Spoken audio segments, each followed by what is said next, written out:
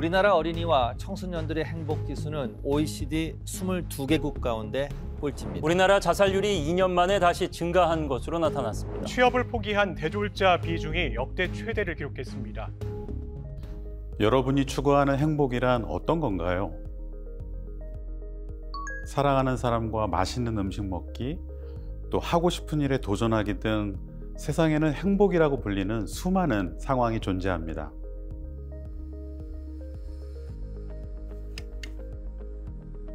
하지만 인간은 행복이란 것에 빠르게 스며들기 때문에 시간이 지날수록 내가 가진 행복을 당연하게 여기기 마련이죠. 내 생에 첫 집을 마련해서 예쁘게 꾸밀 때는 영원히 행복할 것 같지만 또 커 보였던 집이 살다 보면 점점 좁게 느껴지면서 불만이 생깁니다. 그리고 더 넓은 집에 살아야 다시 행복해질 것 같은 생각이 들지요.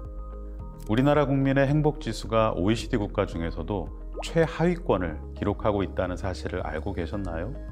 사람들이 학업에 지치고 또 일에 지치고 인간관계에 지쳐서 이 부정적인 것에 더 민감하게 반응할 수밖에 없는 지금 이 사회를 살아가고 있기 때문입니다. 사람은 부정적 상황에서 더 민감하게 반응하도록 설계되어 있죠. 부정성 편향이라 불리는 이러한 특질 때문에 자신도 모르게 다양한 상황 중에서 부정적인 것에 주목한 나머지 스트레스, 불안, 우울을 경험하고 상담이 필요한 상황에 이르기도 합니다.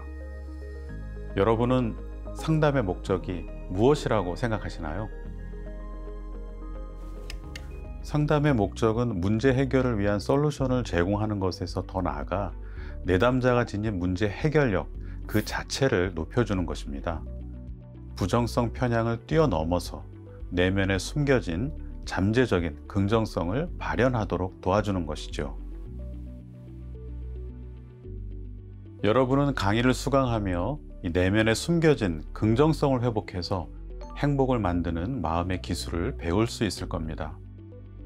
그리고 힘든 순간 여러분의 회복 탄력성을 발견하게 될 겁니다. 낙심의 순간 숨겨졌던 여러분의 자기 효능감을 높일 수 있고 또 고민의 순간에는 자기 결정성을 통해서 확신을 가지게 될 것입니다. 행복을 만드는 마음의 기술, 이곳에서 배우게 될 10가지의 긍정심리 특성은 사실 여러분이 이미 갖고 있는 요소들입니다. 이 과목을 통해서 행복을 만드는 10가지의 마음의 기술을 만나실 겁니다. 지금까지의 전통 심리학 수업에서는 접근하기 어려웠던 긍정심리 역량에 대해 함께 알아보고 학습함으로써 여러분만의 잠재력을 확인하시기 바랍니다.